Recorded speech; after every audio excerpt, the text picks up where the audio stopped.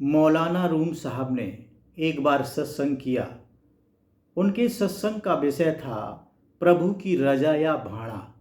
आपने उस सत्संग में 4 रानियों की एक कहानी सुनाई। आपने फरमाया कि ईरान का राजा भारत की सैर पर जा रहा था। उसने अपनी 3 रानियों से पूछा कि तुम्हारे लिए क्या क्या उपहार लेकर आऊं।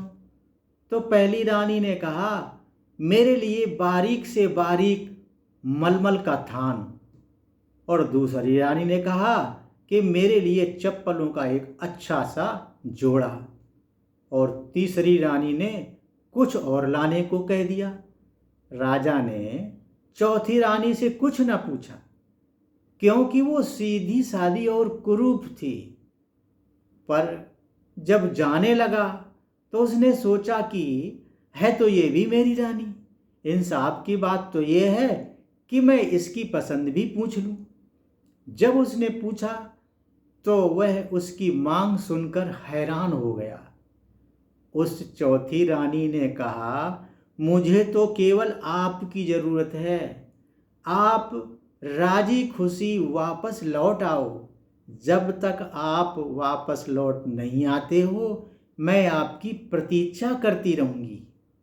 राजा ने सोचा, यह तो बाकी सभी रानियों से समझदार निकली। वह चुपचाप अपने सफर पर चला गया और अपने सारे कार्य पूर्ण करके वापस आ गया।